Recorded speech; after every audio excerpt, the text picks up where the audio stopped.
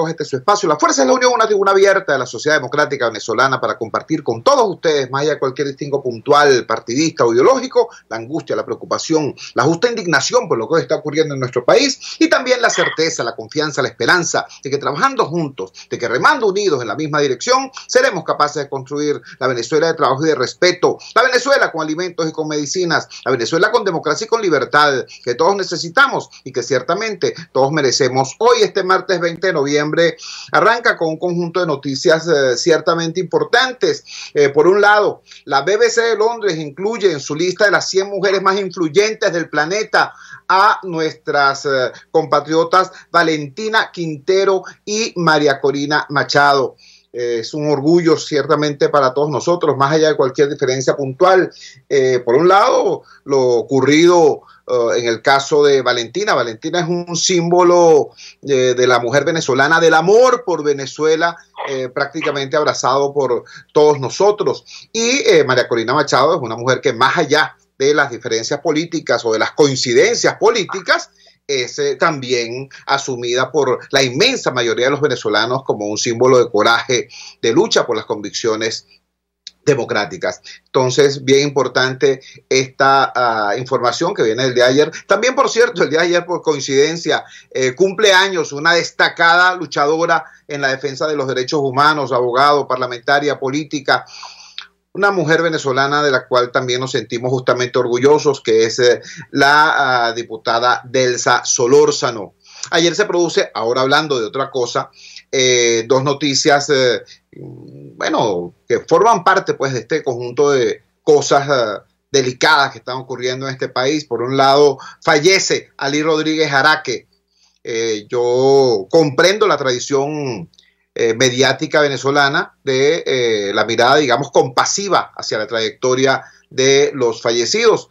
Tenemos que recordar en el caso de Ali Rodríguez Araque que él fue ministro de Economía durante el gobierno de Chávez, es decir, gestor de este desastre que hoy padecemos todos, fue ministro de Petróleo y fue un arquitecto fundamental, o mejor dicho, no un arquitecto, un elemento fundamental en el proceso de destrucción de nuestra industria petrolera, y fue ministro de Energía Eléctrica, precisamente en el inicio del proceso de desmantelamiento y destrucción de nuestro sistema eléctrico nacional.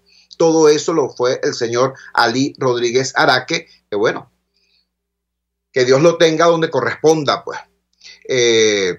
Su fallecimiento fue anunciado ayer, porque ustedes saben que el gobierno, con este tema de las muertes, la gente se muere en una ocasión y después reconocen su fallecimiento en otra muy distinta. Hace 2 semanas medio gobierno se fue para La Habana por una presunta gravedad. Hay quienes dicen que en esa ocasión falleció el señor Rodríguez Araque y que ahora es que viene siendo anunciada efectivamente su muerte. Otra noticia, el empresario Raúl Gorrín, actual propietario de Globovisión, fue imputado en un proceso en una corte en los Estados Unidos por estar presuntamente vinculado, de acuerdo al dictamen de la corte, en un proceso delictuoso de lavado de dinero por una suma inmensa.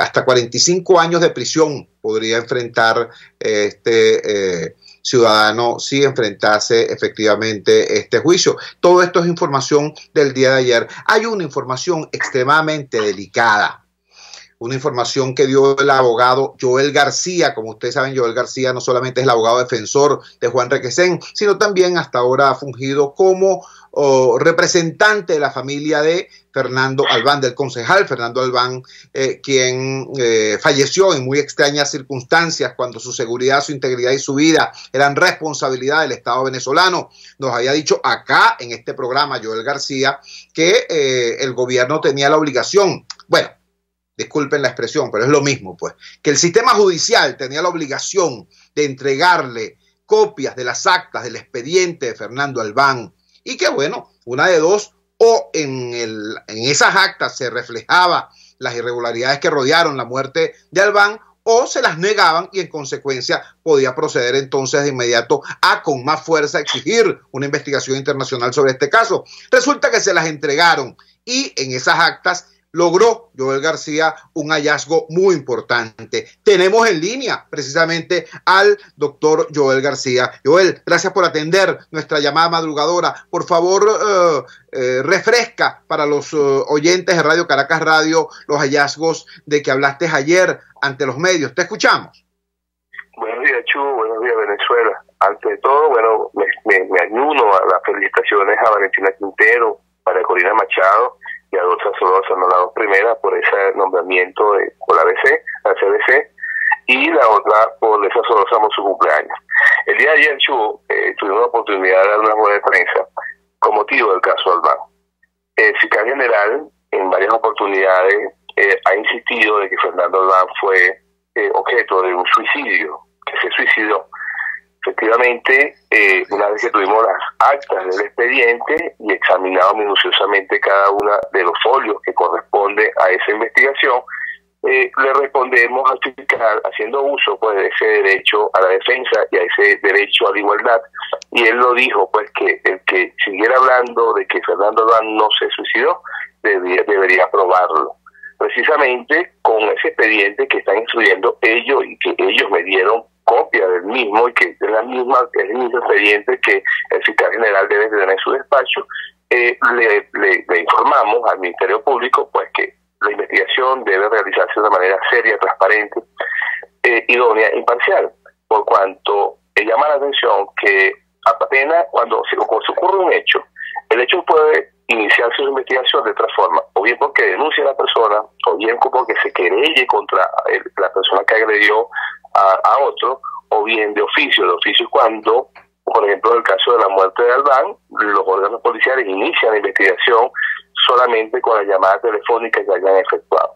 En este caso, una vez que el órgano policial inicia la investigación, tiene que informar al Ministerio Público dentro de las 12 horas siguientes de la investigación. En este caso, informan al fiscal, y el fiscal da la orden de inicio de investigación, pero por el delito de homicidio. La pregunta es, ¿qué informaron al fiscal estos funcionarios? ¿Qué le informaron?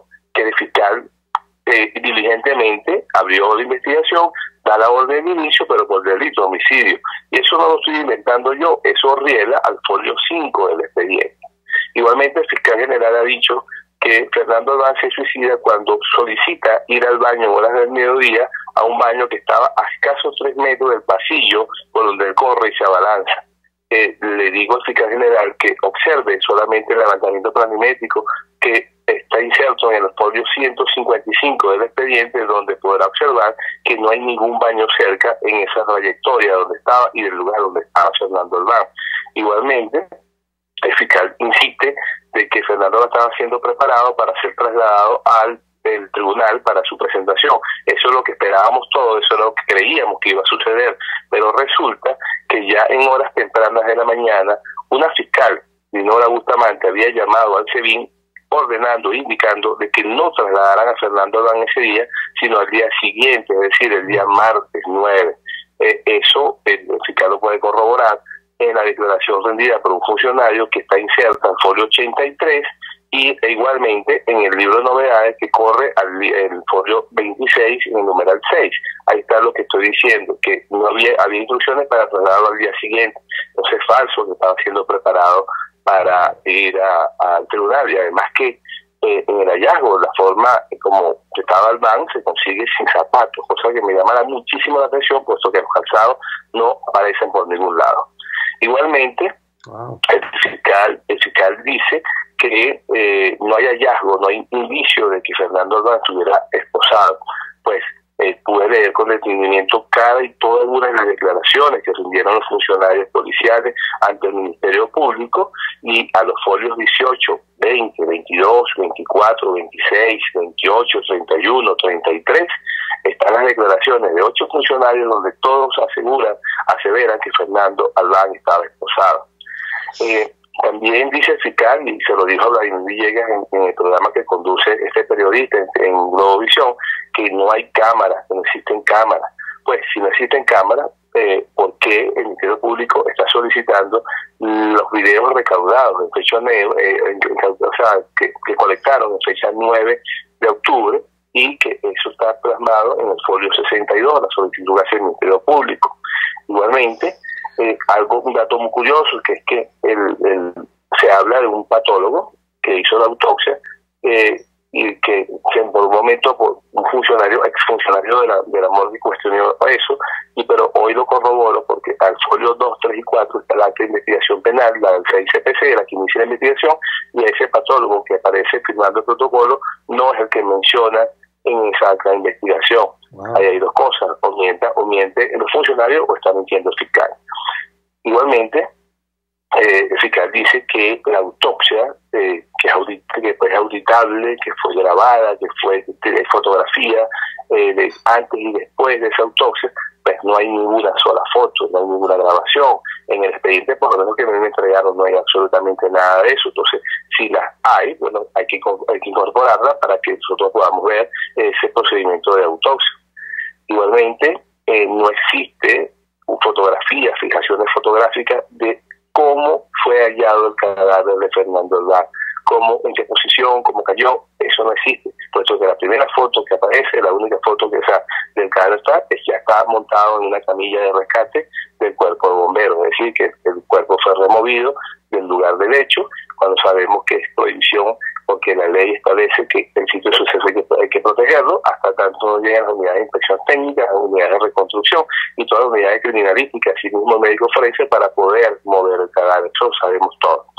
Igualmente, existe un informe de los bomberos que actuaron en ese procedimiento de extracción del cuerpo, porque cayó en una fosa de ventilación del metro de Caracas, que dice que los funcionarios paramédicos y fotógrafos del SEBIN que se identificaron con ellos y son los primeros que abordaron el sitio de sucesos, que bajaron hasta el lugar donde se encontraba el cuerpo, les dieron una identificación a los bomberos para sus novedades. Los bomberos verificaron esa identidad, dicen en el informe que esas identidades no le corresponden a esas personas, es decir, que le mintieron, le dieron una identificación falsa. Igualmente, el fiscal habla que hay 7 levantamientos planimétricos versados. Pues lo único que hay son el levantamiento planimétrico del lugar del hecho, del lugar donde cayó, pero no existe ni uno solo versado. Entonces, le pido al fiscal que lo incorpore al expediente para poderlo así ver. Estos son parte de los hallazgos que pudimos ver y que en la medida de lo posible se darán a conocer, pero lo que le estoy dando al fiscal general que rectifique, verifique, lea los folios que le estoy indicando y nuevamente se pronuncia al país a ver si se mantiene la posición que ha venido manteniendo. Estoy, como estoy diciendo, un venezolano más, un abogado que lo que busca es la verdad de los hechos, la verdad por las vías jurídicas, por las vías legales, y que lo que se pretende es que lleguemos a la verdad. El problema está que el fiscal insiste en esto no da pie necesariamente para que sea un órgano exterior, un órgano de cualquier organismo internacional que pudiera colaborar, a coadyuvar en la investigación de este hecho, porque si continuamos bajo las tutelas del fiscal general, que como titular de la acción penal, esto no va a llegar absolutamente a nada. Caramba, Joel, yo te agradezco todo el cúmulo de información que nos estás dando en este momento, que de alguna manera excede también la información que circuló desde el día de ayer. Ciertamente, en este país ya uno está curado de espanto y uno cree ya no asombrarse por nada, pero es impresionante lo que nos estás refiriendo. Es decir, ya no se trata de que la opinión del fiscal sea contradictoria con la opinión de la defensa. Eso podría ser, comillas, ordinario, normal. Nos estás diciendo que la opinión del fiscal, es decir, que las informaciones que el fiscal general de la República ha ventilado públicamente a través de diversos medios de comunicación, es abiertamente contradictoria con la información que reposa en el expediente instruido por el mismo Ministerio Público. Esa es la situación. Así es. Precisamente por eso es que no se trata de una simple especulación, no se trata de una posición contraria, porque los juicios tienen un carácter contradictorio, no se trata de hacer uso de ese principio, sino que yo le estoy dando las luces, lo que está en el expediente, que él lo puede ver, él lo puede corroborar, pues yo no estoy mintiendo absolutamente nada, estoy obviando son los detalles de lo que dice cada uno de ellos, porque con la reserva de las actas, pero le estudiando que vaya a ir al expediente, revise nuevamente el expediente y reflexione, pues. Y porque equivocarse o lo hicieron equivocar, o no sé si adrede o voluntariamente quiso equivocarse. Joel, finalmente, un punto que no quiero dejar por fuera. En el folio 5 del expediente, tal como nos refieres, establece el representante del Ministerio Público que la investigación que se inicia es una investigación de homicidio, ¿nos dijiste? Sí, así lo dice, y esa es la información, esa es la primera información que recibe el fiscal para dar la orden de inicio. Acuérdense que, si bien es cierto que los cuerpos policiales tienen su propia autonomía, pero la autonomía funcional, ¿verdad? No la administrativa ni la jerárquica, sino la funcional, está bajo la tutela del Ministerio Público. El Ministerio Público recibe la comunicación del órgano policial, el Ministerio Público ordena la investigación y a su vez que ordena la investigación, ordena que se practiquen algunas diligencias e investigaciones, ordena, mira, practíquese inspección ocular, levantamiento planimétrico, etcétera, etcétera. Entonces, ese fiscal que recibe esa información de primera mano de los órganos policiales abre la investigación por el delito de homicidio, y eso está en el folio 5, es decir, en los primeros folios, porque como le dije, al folio 2, 3 y 4 está el acta de investigación penal que hace el CICPC, y al folio siguiente, es decir, posterior a esa investigación, está la orden de inicio por el delito de homicidio. Agradecemos profundamente al doctor Joel García, abogado Joel García, profesor, formador de generaciones de abogados venezolanos, que nos haya dado toda esta información en esta madrugada del martes 20 de noviembre, información muy importante, muy relevante, extremadamente grave, que ojalá tenga la respuesta que necesitamos todos los venezolanos. Todos los venezolanos necesitamos una información clara, creíble, transparente sobre lo que ocurrió con Fernando Albán. Quiero recordar que ya en una ocasión un ciudadano venezolano, ante una duda, requirió nada más y nada menos que la presencia de agentes del imperio norteamericano, para que vinieran acá a investigar el caso aquel de los drones, lo que ocurrió en la avenida Bolívar. Sí, ese ciudadano venezolano que pidió la intervención del imperio fue Nicolás Maduro. ¿Recuerdan? Bueno, yo creo que está más que justificado, a la luz de toda esta información que nos da Joel García, que la investigación sobre la muerte de Fernando Albán sea llevada adelante por una instancia creíble, por una instancia internacional que garantice una investigación técnica, profesional, seria, que no esté llena de tantas contradicciones como ha tenido desgraciadamente el Ministerio Público venezolano desde el inicio de esta lamentable, trágica situación. Vamos a la siguiente pausa comercial y ya regresamos con muchísimo más de La Fuerza. La fuerza es la unión. Usted escucha Unidad, la fuerza es la unión, con Chuo Torrealba por RCR 750 AM. Puedes seguirnos en nuestras redes sociales. En Twitter, @RCR750, la radio que se ve. En RCR somos vanguardia. Toda la programación de tu RCR también la puedes seguir a través de la internet. Audio y video en tiempo real. Noticias y mucho más. No te pierdas ni un segundo de nuestra programación. No hay excusa ni cadena que valga para que dejes de escucharnos. Ingresa a rcr.tv, la radio que se ve. En la crisis se encuentran las oportunidades. Aquí en Sin Estrés se las mostramos con invitados especiales que nos regalan sus experiencias por una Venezuela mejor. Cada tarde, de lunes a viernes a las 3, desde el emprendimiento, la educación, la salud y el entretenimiento. Por nuestra calidad de vida se nos hace necesario tomar un respiro del agobio diario, dedicar unos minutos a la salud mental y emocional para vivir sin estrés. Sin Estrés, de lunes a viernes a las 3 de la tarde por RCR 750 AM y rcr.tv, la radio que se ve. Opinión, ideas en debate. Usted escucha a Chuo Torrealba en Unidad, la fuerza es la unión, por RCR. Regresamos bienvenidos a La Fuerza es la Unión. Creo que está de más decir que también exhortamos al gobierno nacional, al régimen, a respetar escrupulosamente la integridad, la vida, la libertad y el derecho a ejercer libremente su profesión del abogado Joel García. Las revelaciones que ha hecho, revelaciones, por cierto, subrayo, del contenido del mismo expediente instruido y levantado por el Ministerio Público. Repito, aquí no se trata de que haya una contradicción entre defensores y fiscalía. Eso sería lo normal.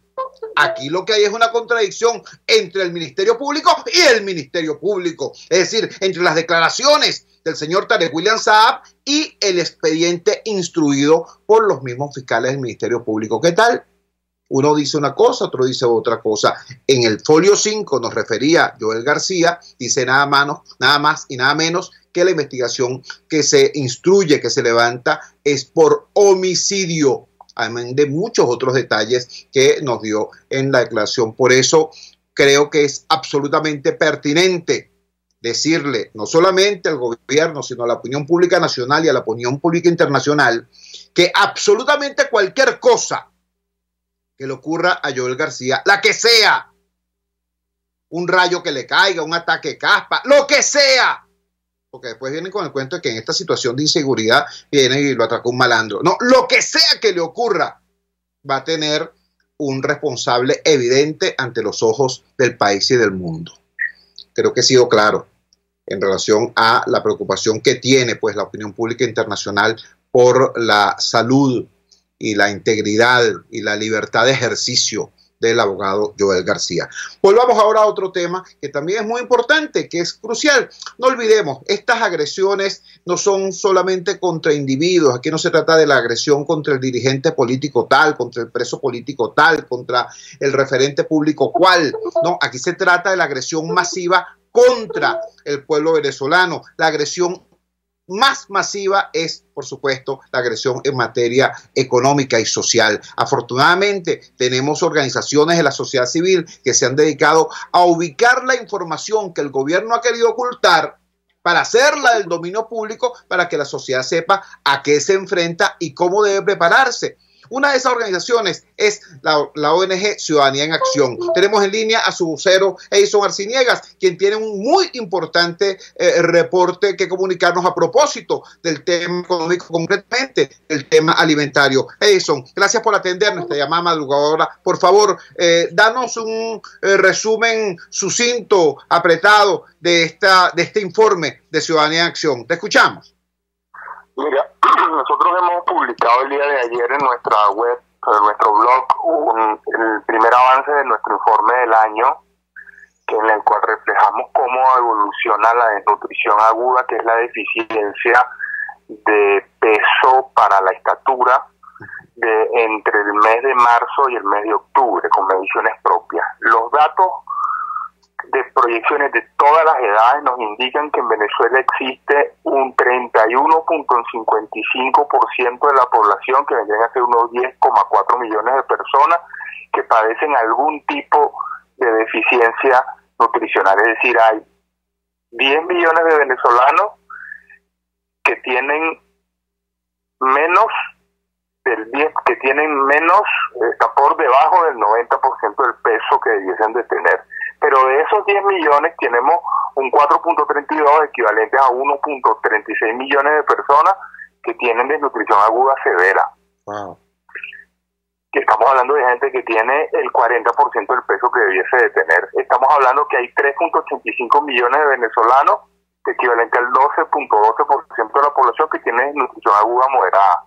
Estamos hablando de el 15.11% de la población, equivalente a 4.80 millones de personas, que tiene desnutrición aguda leve para 4,80 millones de venezolanos. Si lo llevamos a la población infantil, que es la más vulnerable, entonces la cosa se nos pone un poco más complicada. Y las cifras nos indican que para el cierre del mes de octubre teníamos 60.44% del total de los niños menores de 5 años con algún tipo de desnutrición. De ese 60.44, teníamos 35.31% de los niños con desnutrición aguda leve, 14.21% con desnutrición aguda moderada y 10,92% con desnutrición aguda moderada. Si lo llevamos a cifras totales, las cifras totales nos indican que el mes de octubre cerró con 295.842 niños con desnutrición aguda severa, 384.000 niños con desnutrición aguda moderada, 956.000 niños con desnutrición aguda leve y apenas 1.076.000 niños sin desnutrición. ¿Eso qué quiere decir? Que hemos pasado en lo que va de año de tener un 60% de niños, 60.95% de niños en el mes de marzo que no padecían desnutrición, apenas tener un 39.57%. La aceleración del avance de la desnutrición entre los niños menores de 5 años en Venezuela es extremadamente alarmante. Eso nos revela también un hecho terrible, y es el hecho de que en Venezuela se polarizó la demografía y el grueso de los niños están en los sectores más pobres de la población. El 20% más pobre de Venezuela tiene el 32.9% de los niños. El 20% que le sigue tiene el 29.2% de los niños. Para resumirlo, tendríamos que decir que el 20% más rico tiene apenas el 11.8% de los niños. Si lo comparásemos, diríamos que el 20% más pobre tiene 3 veces más niños que el 20% más rico. Pero la distribución de la desnutrición es absolutamente abismal. Mientras en el 20% más pobre del país, el 79.85% de los niños, para unos 707.000 niños, están padeciendo algún tipo de desnutrición, en el 20% más ricos apenas unos 11.600 niños lo padecen, para el 3.63% de los niños menores de 5 años. En otras palabras, tenemos un problema de que el grueso de nuestros niños están en hogares pobres, pero la desnutrición está concentrada en esos hogares pobres. Tenemos un problema de que el futuro de Venezuela está siendo marcado por las carencias nutricionales en las edades claves, de forma que las repercusiones vamos a poderlas prever para el resto de su vida. Un niño que padezca desnutrición aguda severa o desnutrición aguda moderada por más de un mes y medio es un niño que habrá perdido no menos del 20% de su capacidad intelectual de por vida. Dios. Estamos hablando de efectos perdurables que vamos a sentir en el sector educación, con un aumento de la resistencia, con un aumento de los costos educativos. Estamos hablando de costos perdurables que vamos a sentir en el sector salud, con una mayor predisposición a enfermar y con una mayor tasa de mortalidad de edades tempranas. Estamos hablando de un aumento perdurable del fracaso educativo y por lo tanto también del fracaso de las expectativas laborales. Es decir, ciudadanos que lamentablemente están siendo condenados con 1 añito, con 2 añitos, con 3 añitos, a ser pobres el resto de su vida.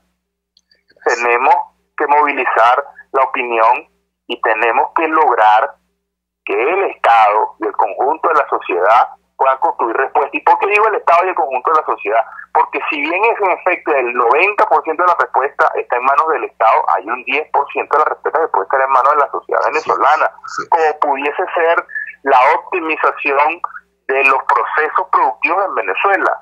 Aún en este momento en el que en Venezuela tenemos severos déficits en la producción de alimentos y severos déficits en el acceso a los alimentos, nosotros estamos perdiendo casi 200.000 toneladas de alimentos de la cadena insumo-producto, que si lográsemos reducirla en una política de cero residuos, pudiésemos lograr atender quizá a 500.000 familias. Estamos conversando con Edison Arciniegas. Edison Arciniegas es vocero de la organización no gubernamental Ciudadanía en Acción. Edison Arciniegas es también investigador del CENDES, es un profesional universitario con a pesar de su juventud, tiene una ya extensa carrera como investigador, y esas capacidades como investigador están hoy al servicio pues de esta tarea de investigar la magnitud y profundidad de la crisis, y la anchura y la profundidad de la crisis, y también la posibilidad de construir desde el Estado, sí, pero también desde la sociedad, respuestas a este drama. Edison, en la actual situación del debate público venezolano, ¿qué espacio crees tú que tiene de verdad este drama del cual nos estás hablando? Porque cuando yo veo al actor gobierno, lo veo engolosinado con su actual situación. Pues el gobierno ahorita es un boxeador turulato, dando traspiés, pero está ganando porque pareciera que está solo en el ring. Y cuando uno ve al actor político oposición, lo ve enredado también en sus contradicciones internas, demasiado ocupados de pelearse entre ellos antes que de construir respuestas al país. Repito, esto que nos estás diciendo, este drama horrendo que nos estás describiendo con la precisión y la frialdad de las cifras, ¿qué respuesta crees tú que tiene en los tomadores de decisión en este momento en nuestro país?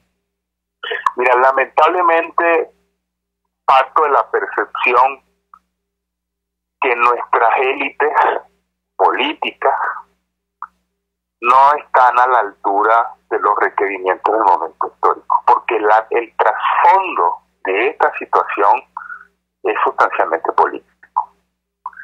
Hay que reconocer que en el Estado durante los últimos meses ha habido una variación de su postura. Uno de esos elementos es que el Estado ha permitido el ingreso tímido y absolutamente insuficiente de algún tipo de ayuda humanitaria. Un ejemplo de eso es el ingreso al país hasta el momento de al menos unos 10 millones de dólares en alimentos terapéuticos que ha introducido la UNICEF. O un ejemplo de eso son los más de 3 millones de vacunas que ya ha empezado a distribuir contra el sarampión la Organización Panamericana de la Salud.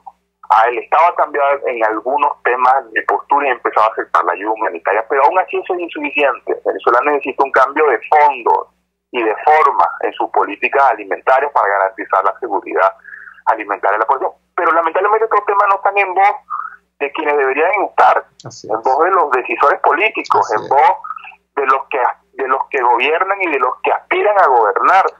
Y eso nos revela que los grandes temas de los ciudadanos no son los grandes temas de nuestras élites. Y si nuestras élites no están en disposición de atender los grandes temas de la gente, pues la gente deberá evaluar si esas son las élites que quiere, haciendo una reflexión de tipo político. Pero lo más preocupante aquí es que pareciera que la sociedad venezolana ha entrado en un fenómeno de abulia general, sobre todo los sectores más afectados, y que nos hemos resignado. No puede ser que en un país la afectación por desnutrición de los niños haya pasado de 39.5 en el mes de marzo a 60.44. Señores, estamos a 8 puntos de que esa cifra se haya duplicado. Casi se duplicó la cifra de niños con desnutrición entre marzo y octubre, y la sociedad venezolana está como si nada. ¿Dónde está la exigencia de la sociedad venezolana? Mi mayor reflexión es como sociedad. ¿Qué nos está sucediendo? Que parece que nos resignamos a vivir mal y que nos resignamos a la posibilidad, a la perspectiva cierta de que la generación siguiente viva sustancialmente peor que la generación presente. Eso no es justo. No es justo que mi generación, que es la que está teniendo hijos hoy o la que estaba teniendo hijos hasta ahora, y que probablemente fue la generación mejor alimentada y que muy probablemente tenga alguno de los componentes mejor educados en la historia de Venezuela, esté trayendo a la vida a la generación que probablemente sea la peor alimentada y producto de la mala alimentación, probablemente la peor educada de los últimos 100 años de la historia de este país. Eso no es justo. No es justo que se nos caiga la estatura de los niños venezolanos producto de la malnutrición. No es justo que se nos caigan las perspectivas de aprendizaje. ¿Qué país vamos a tener en 30 años? Porque resulta que estos niños, que son más de 2.700.000, van a ser adultos dentro de 20 años, dentro de 15 años. ¿Qué país va a haber cuando ellos tengan esas edades? Producto de lo que nosotros decidimos hoy, producto de lo que nosotros dejamos de hacer hoy. Esa es una preocupación que debiese movilizarnos como sociedad, más allá de la confrontación, más allá de querer subirnos o no subirnos al ring de la confrontación política. En el caso de Ciudadanía Nación, no creemos que ese no es nuestro rol. El rol de los defensores de derechos humanos es reivindicar los derechos humanos, en este caso el derecho a la alimentación, el alimento y la seguridad alimentaria, que es un derecho humano esencial. Edison, te agradecemos profundamente que nos hayas dado esta dosis de realidad tan dura, tan golpeante, pero que ciertamente nos impele a todos y nos compromete a todos. Era Edison Arciniegas, vocero de la organización no gubernamental Ciudadanía en Acción, dándonos un resumen de su primer reporte del año sobre el tema socioalimentario, agroalimentario. El resumen: casi se duplica la cantidad de niños venezolanos con algún grado de desnutrición entre marzo y octubre del año 2018.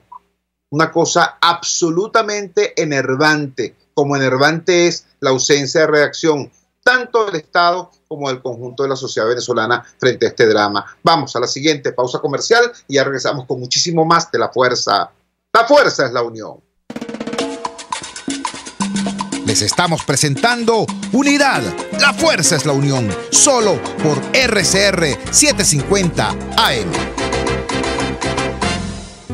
¿Quieres conocer de dónde provienen las repeticiones de experiencias en tu vida? Aprender a reconocer las emociones ocultas que te llevan a enfermarte. Francis Blanco, terapeuta especialista en bioneuroemoción, constelaciones familiares y análisis del transgeneracional, te tiene las respuestas a todas estas interrogantes. Contáctala en Instagram por @elhilodefrancis o en su correo electrónico elhilodefrancis@gmail o al 0424-111-1942.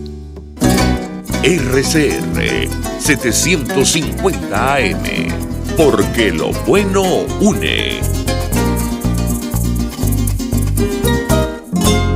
Pluralidad contigo, respeto contigo, responsabilidad contigo, libertad contigo. Estamos contigo y punto. De lunes a viernes a la 1 de la tarde. Contigo, solo por RCR 750 AM. Porque lo bueno une. Les estamos presentando Unidad, la fuerza es la unión, solo por RCR 750 AM. Regresamos a La Fuerza es la Unión, todavía impactados por el vibrante informe que nos dio Edison Arciniegas y su igualmente enérgico reclamo a la sociedad y a los tomadores de decisión en materia política a propósito de este tema, a propósito de este drama. Hablando de los tomadores de decisión, también es muy importante precisar que sí hay algunos dirigentes políticos intentando hacer su trabajo, sí hay algunos dirigentes políticos asumiendo su responsabilidad, concretamente en este tema del cual estamos hablando, el tema económico, el tema socioeconómico, el tema sociopolítico. Entre esos quiero destacar la figura de un muy joven político venezolano, el diputado Ángel Alvarado, es diputado y economista. Y ahora más temprana tuvimos un intercambio con él, tuvimos una conversación con él, porque el Centro de Documentación y Análisis de los Trabajadores, el CENDA, nos dio ayer una información tremendamente ruda. Por encima de los 52.000 bolívares soberanos está el costo de la canasta básica, de acuerdo al CENDA.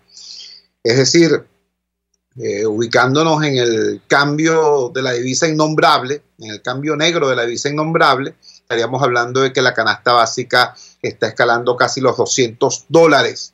Imagínense ustedes. Por eso acudimos al criterio, repito, de Ángel Alvarado. Escuchen la conversación que sostuvimos ahora más temprana.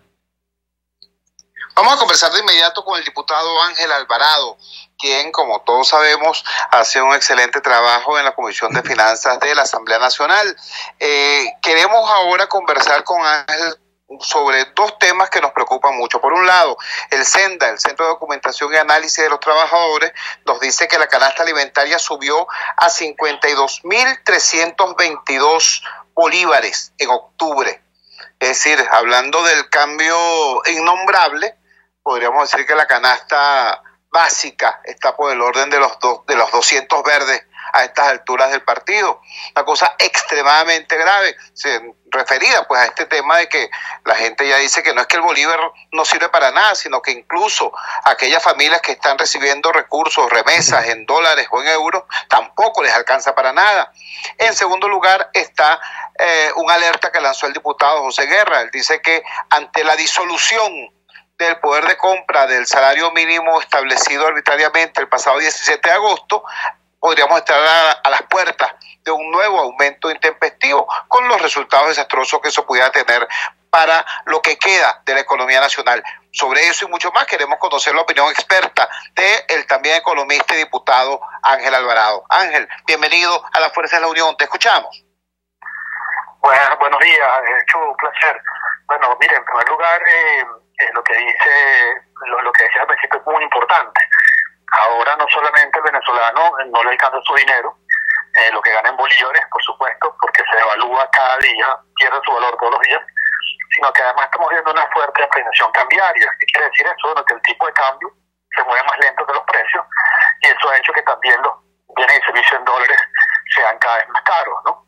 Esto porque el Banco Central está aplicando una política monetaria que bueno, básicamente saca de liquidez el sistema financiero una cantidad de bolívares, esterilizándolos, pero haciendo que en definitiva el tipo de cambio se quede rezagado respecto a los precios. Entonces la inflación la tiene en bolívares, pero también tiene una apreciación cambiaria que hace que la vida en dólares sea mucho más cara, con lo cual los 5, 20, 100 dólares que mandaba el hijo o el nieto que está en Perú, que está en Ecuador, ahora tampoco le rinde a la familia venezolana. Entonces aquellas personas que están refugiadas porque tenían acceso a divisas, porque recibían remesas, ahora también están viendo cómo su capacidad de compra también disminuye. Ahora bien, el tema de fondo es la hiperinflación.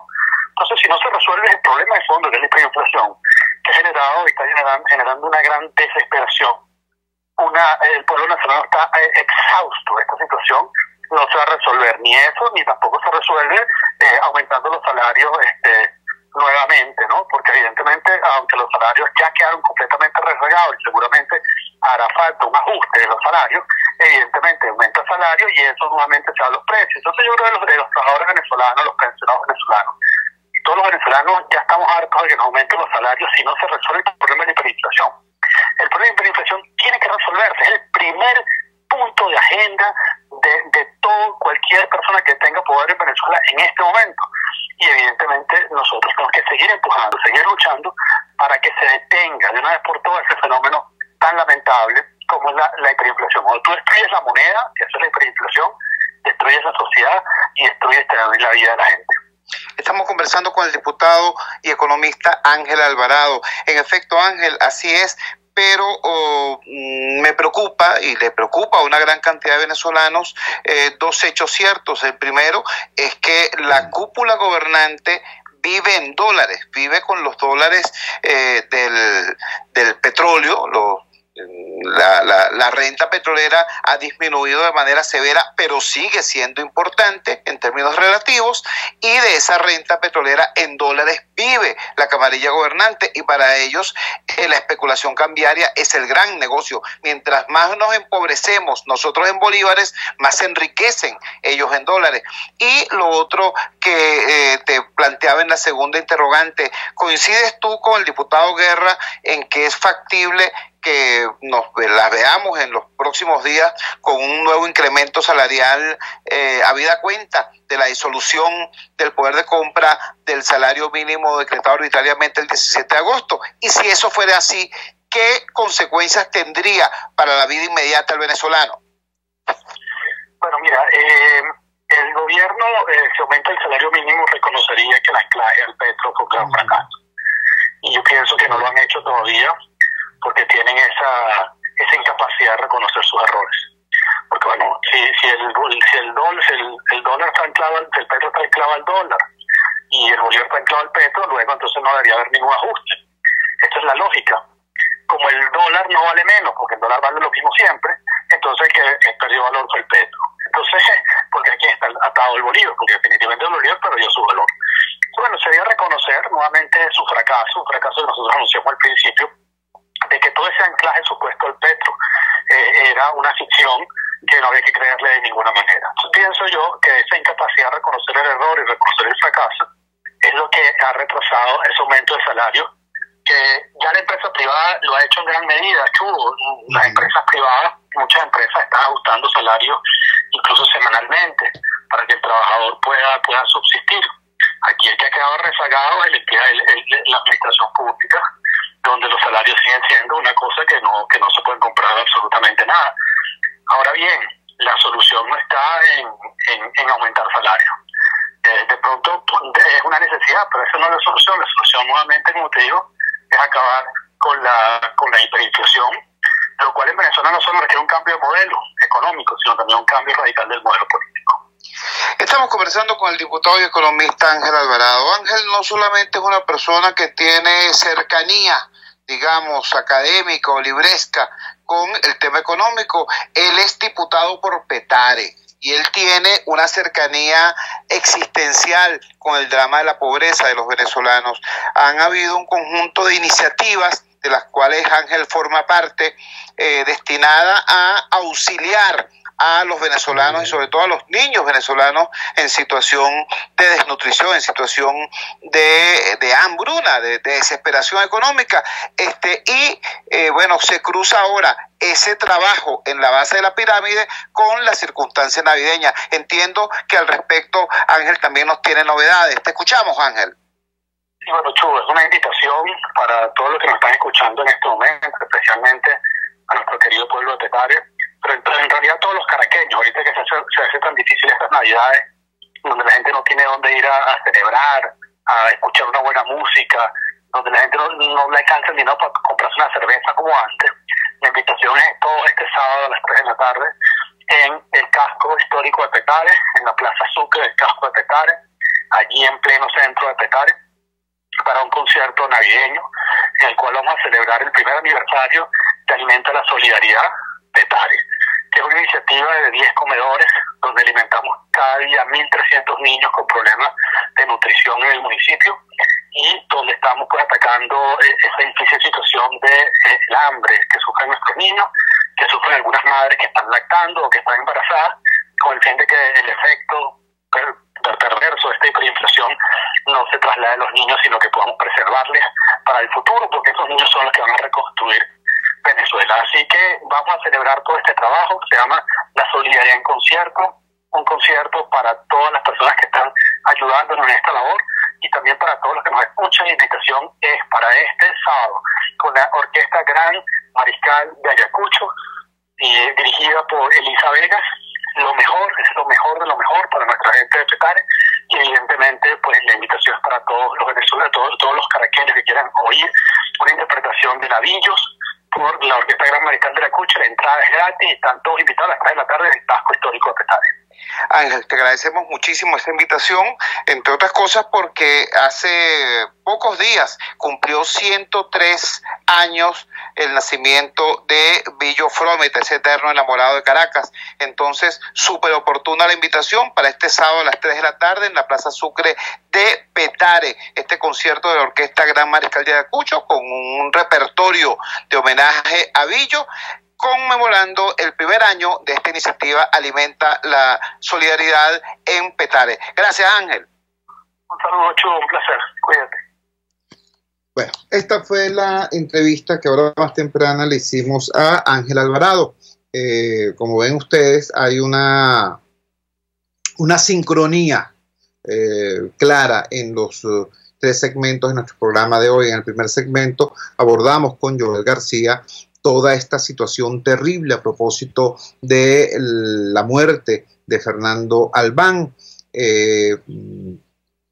¿Cómo decirlo? Mira, mucha gente piensa que, sobre todo en una situación de crisis tan terrible como esta, el tema del Estado de Derecho es una exquisitez, es una cosa para académicos o especialistas. Resulta que no, hermano, resulta que no. Somos precisamente nosotros, los ciudadanos de a pie, el pueblo, el frágil jurídico, el frágil económico, el frágil social, quien más interesado está en que haya una cosa llamada Estado de Derecho que funcione. ¿Por qué? Bueno, porque los poderosos tienen con qué defenderse, ¿vale? Quien tiene poder económico, quien tiene poder político, quien tiene poder militar, tiene con qué defenderse. Quienes lo único que tenemos es el gran poder de Dios, el cariño de la gente, ¿no? Y bueno, la certeza de la decencia. Bueno, necesitamos que exista algo llamado Estado de Derecho que garantice nuestra existencia y nuestra vida. Y allí la importancia inmensa de las denuncias que hizo Joel García en el primer segmento de este programa a propósito de cómo la opinión o las opiniones de Tarek William Saab están en abierta contradicción con el expediente instruido nada más y nada menos que por el mismo Ministerio Público que él dirige. ¿Qué tal? Estamos hablando, repito, más allá del caso Albán, estamos hablando del tema de la vigencia o no del Estado de Derecho, ¿no? Estamos hablando de eso en términos muy concretos, más allá de la denuncia. Luego, Edison Arciniegas nos hace un retrato del hambre, sobre todo del hambre de los niños en nuestro país, con cifras frías, pero con un ardiente llamado a la sociedad y al Estado. Y finalmente, Ángel Alvarado nos dice qué está haciendo él y sus colaboradores, él y sus compañeros, el rincón de realidad al que tiene acceso para poner la pelota un poquito más allá de donde la encontró. Nuestro respeto, nuestro respaldo, nuestra certeza de que hay muchísima gente queriendo hacer y haciendo lo que hay que hacer para sacar a Venezuela de este hueco y avanzar hacia lo que debemos ser, un país funcional, no un país potencia o cualquiera de esas necesidades, no vale, un país funcional, un país donde la gente pueda vivir y no solo sobrevivir. De eso se trata. Trabajamos para ustedes en la dirección general de la emisora, Jaime Nestares. Al frente de los controles estuvo César Arteaga. Habló para ustedes su amigo, comunicador popular, activista social, ciudadano en lucha por la democracia y por la libertad, Jesús Chio Torrealba. Ahora más que nunca, fuerza, Venezuela, porque la fuerza es la unión. RCR presentó Unidad, la fuerza es la unión, con Chio Torrealba, solo por RCR 750 AM.